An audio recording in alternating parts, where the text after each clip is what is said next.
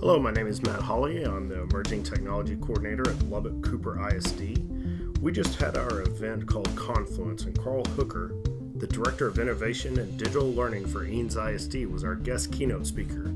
Before Carl took the stage, we sat down and had a conversation about educational technology. You come from Austin to Lubbock. What is something that you've noticed in your short time on the plains up here? It's very flat. I noticed that right away. Yesterday I saw a trailer that had more tires on its roof than on the ground. I assume y'all get some wind up here. We do. Yeah. So it was flat. It was very flat. I noticed that right away, but it was cooler here than it was in Austin. So I liked it. So everything's kind of spread out. Everyone was very nice when I got here. So good. One of the jokes around here is, if your dog runs away, you can see it run for 2 weeks. That could come in handy. Yes, for sure. So as far as Eanes, what has made you in your district kind of successful in embracing new things and trying new things? What's led you to not have that fear and have that courage to where you're ready to jump out there and try things? We admittedly did kind of a ready, fire, aim approach where we said we're going to get the technology and the flexible furniture in the rooms, knowing that the money, that was an easy thing to do money-wise. The hardest thing to change, of course, is culture. So we started with kind of the things that we could tangibly see and do and led with that, which is probably not ideal, but it worked out for us. And then we changed two major things that really helped us. One was we made sure that we had an educational technologist on every campus. So any just-in-time stuff, there's always a person, full-time, certified teacher, not in a classroom, and they aren't doing bus duty and things like that. They're actually in there helping the teachers all the time, co-teaching lessons. That was the first big thing. And the second thing we did was about 2 years ago when the state changed to T-TEST. We changed our own model, which is kind of a growth model similar to T-TEST in some ways, where it doesn't matter if you've been teaching for 1 year or 40 years, pick one thing you want to grow in as an individual and then one thing you want to grow in as a team. So it forces the team to kind of collaborate. And then they're seeking us out now. They're like, hey, I have to grow in this area, best instructional practices. I need better formative assessment. Can you teach me some things? So they're coming to us, which has been kind of nice. So those two driving factors, having them motivated, self-motivated, and then having the support people there is huge. If we didn't have it, I mean, we'd still be going, but not at the rate we are. Right. So with that, have you seen more buy-in as you've gone that route? Have you seen more buy-in from parents in saying, you're doing the right thing? Yeah, it's parents are a yearly interesting conversation to have. I think the first year I did it, we did like everyone show up and show up at the PAC and we'll teach you about what's happening with the iPads, and we had about 100 parents show up, and that was like our one thing. And what I realized quickly is that parent education is a huge part of making it successful. So doing a parent training at every single campus every year, having regular things at night during the day. We're starting to do webinars now where parents can watch online when they're not able to.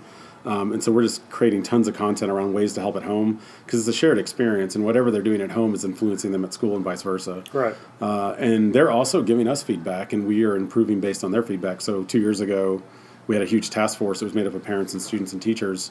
And one of the things they said is like, take the App Store off, which I was against personally, but they gave me the reason. They're like, no, if you vet all the apps, the problem is if you have 27 math apps across your elementary campuses, but they're all, who knows if they're good or not? Right. Are the kids just mindlessly clicking on things? So it forced us to set up a vetting process, which was good. It disabled a lot of the distraction that was happening, which in turn encouraged teachers to take them out more. They weren't as scared to like, oh, I got to deal with the classroom management of this. Right. So that was a huge win too. But that came from parent feedback. And now they're asking for other things. We don't filter at home, but next year we're going to start giving them the ability. If we want to put a hardware filter on it, we can. That's cool. And it's opt-in, it's free. And some parents will do it and some won't, but at least we give them the option now. So as far as that parent feedback and support, how does a parent training look like? Is it digital citizenship based, or is it just in kind of a general pulling them in and kind of educating them on what their kids are going to be involved in the classroom? Yeah, I call it digital wellness, and it's really kind of two part. It's not a digital citizenship is built in, but I try to use it as not an opportunity to like scare them, like, oh, all your kids are getting in social media, watch out, but say, hey, here's some positive things you can do with it. But also awareness, like be aware that these things are also happening. So Fortnite, blew up this year, right? Good or bad, whatever. But I was like, now how do you use this, or how do you set limits around it, right?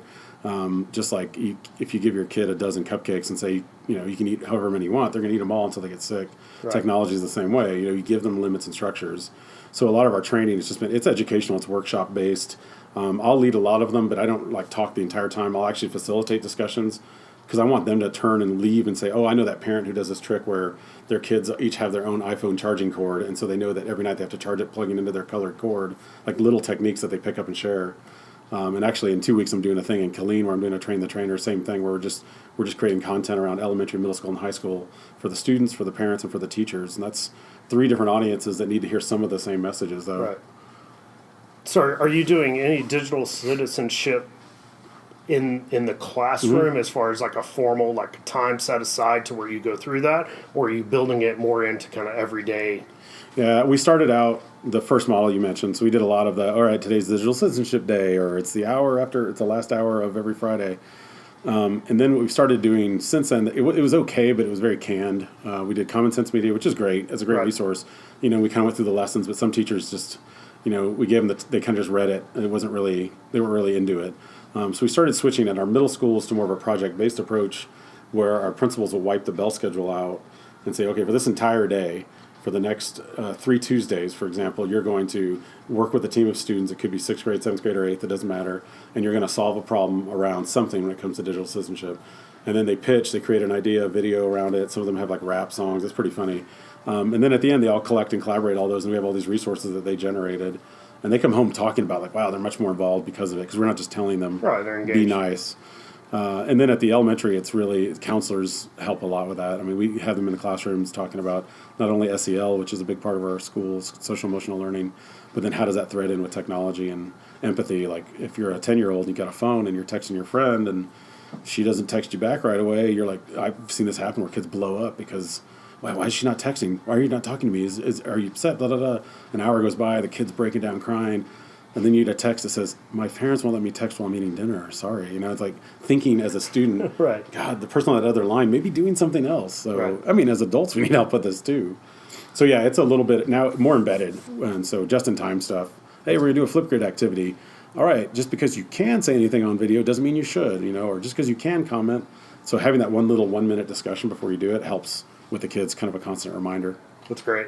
Something that I've gone through in working with, especially middle school, we kind of have a health fair type thing when some other groups are testing, and so they'll go through and cycle through like 15-minute stations. And one of the things that I talk about is the digital diet of the American teen. Yeah, I love it. And basically, they're changing the world. They're changing how media is presented.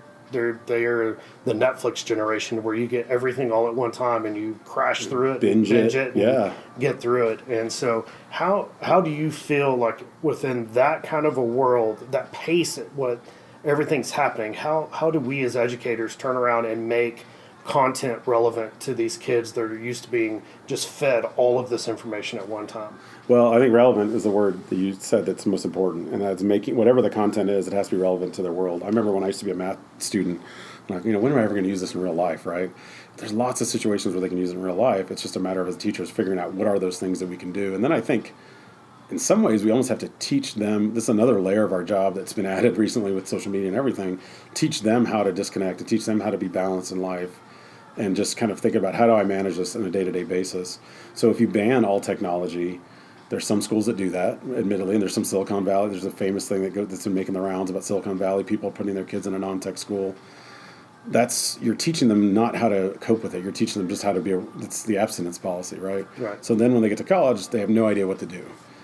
So with us, it's like we want to make it engaging. We want to make sure the content is kind of chunk and chew and relevant to them, put more of the ownership on them.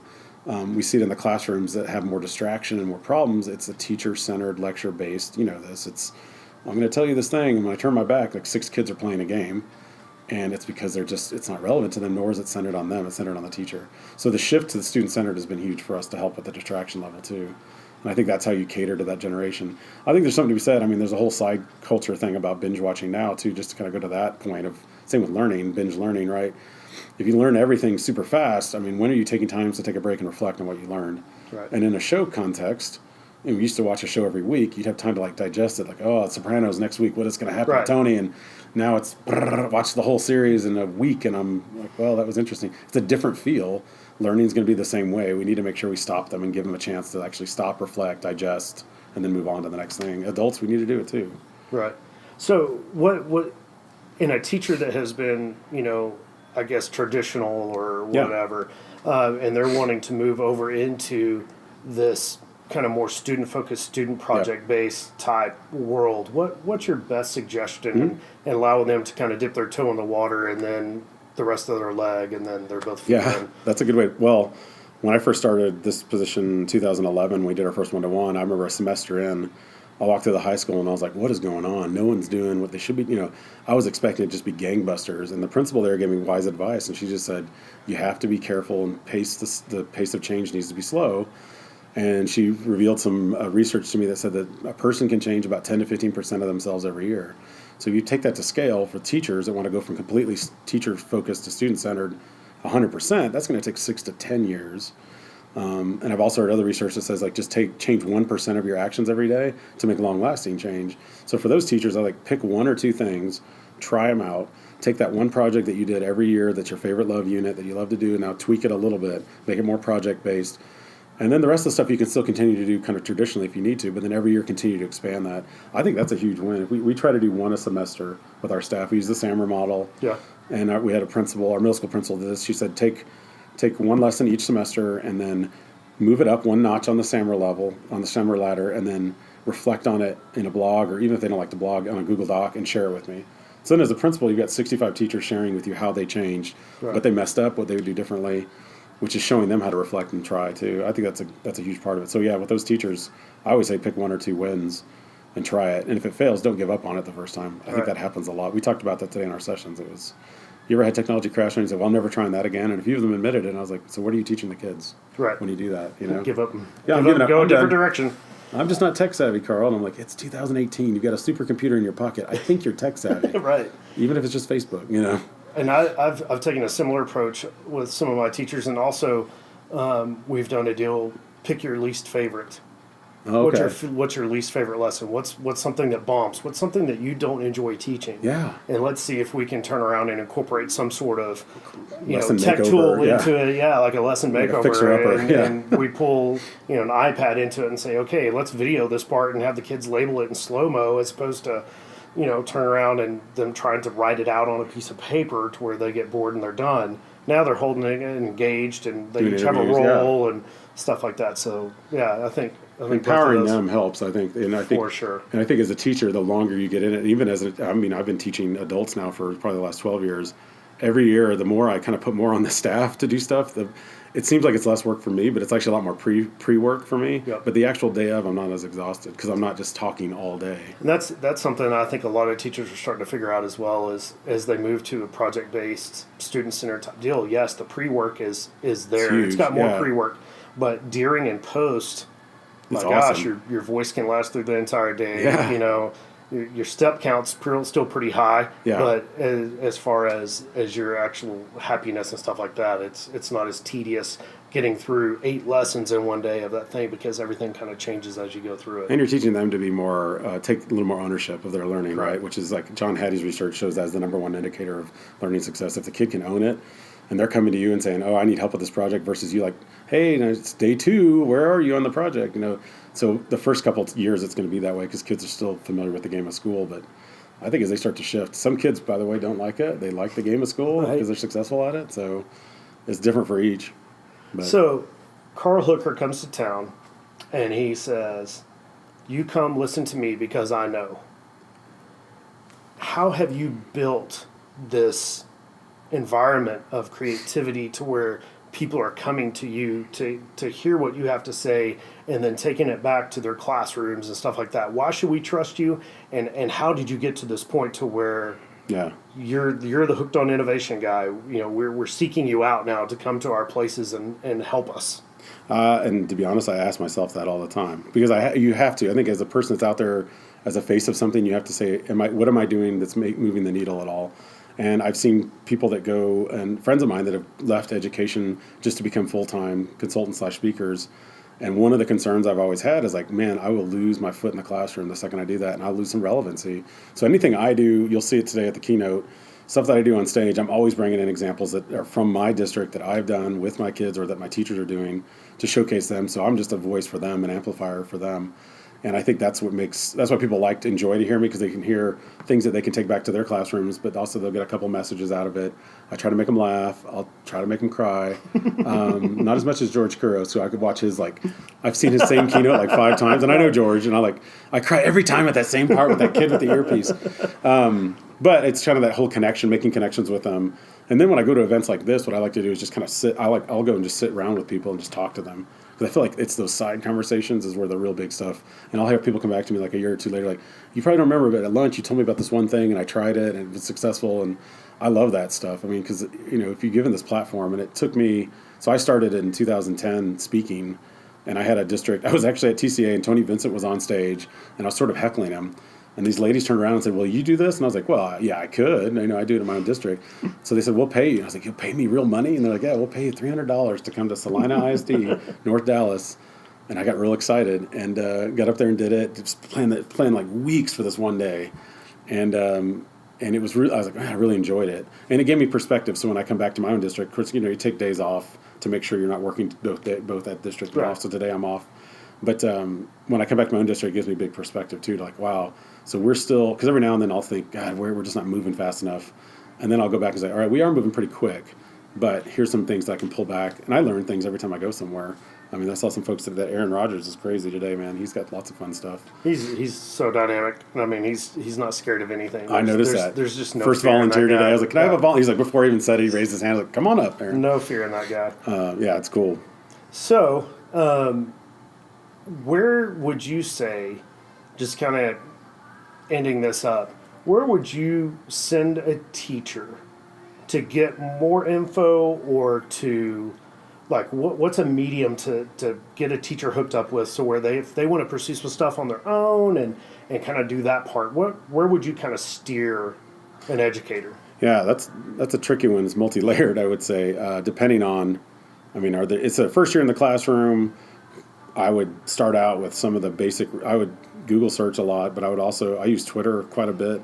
So I follow certain hashtags. So if I'm a math teacher, I make sure I'm following Math Chat. I'm following Mathy Cathy on there, and she's got great content. So I make sure that I find some really good people that they can share stuff with me all the time. Twitter can be overwhelming though, and it's not for everybody. TCA is a great startup. I think if you're just getting started, I think there's still some great basic beginner resources. I think if you've kind of moved along, you feel like you've got the basics down, then TCA may not be for you anymore.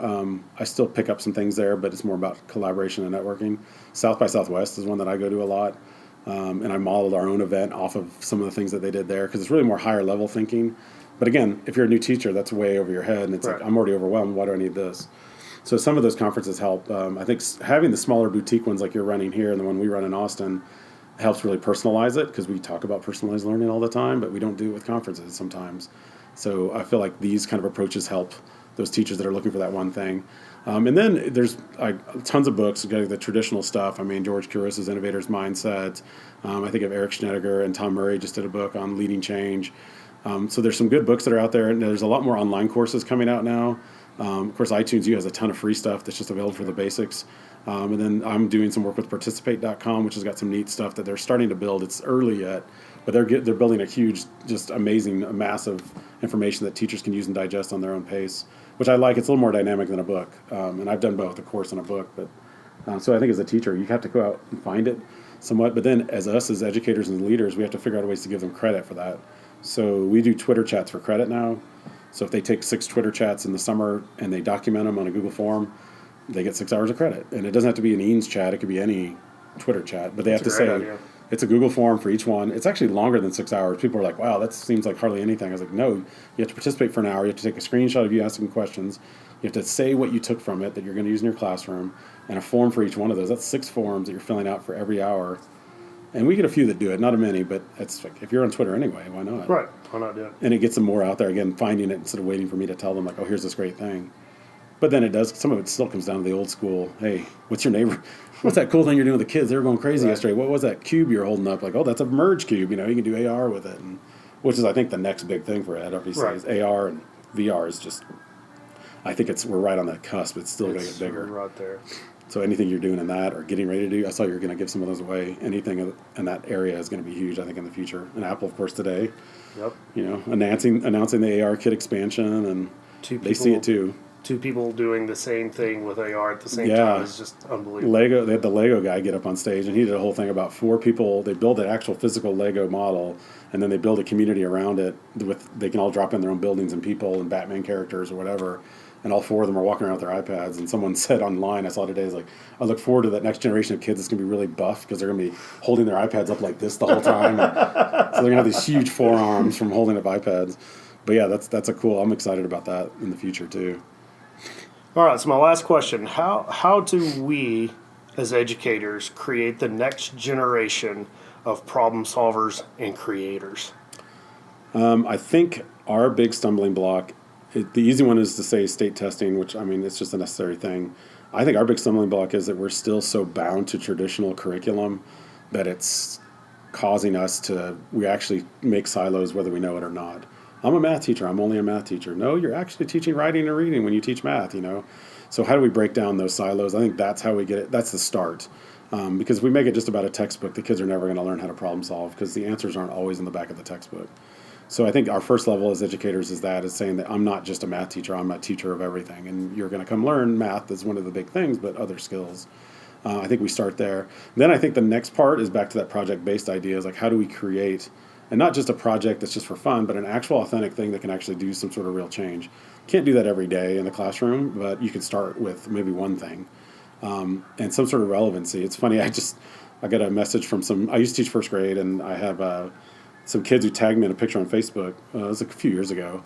They're 16 now. They're in college, but they all started saying, "Oh, remember Mr. Hooker's class? Remember all this stuff?" And I was like, "Oh God, what are they going to say? Were they going to remember that great math test or that writing prompt?" No, they didn't remember any of that. They remembered all the experiences and how I challenged them to come up with an environment in the classroom that was like a safari where you live in this area, so you're going to create a desert because you're in the desert landscape. And they dressed up as animals for a day, and we just had this huge habitat, and people visited it, and there's like a zoo. And I realized later that's probably bad to turn your kids into a zoo, but sometimes they say first grade's a zoo.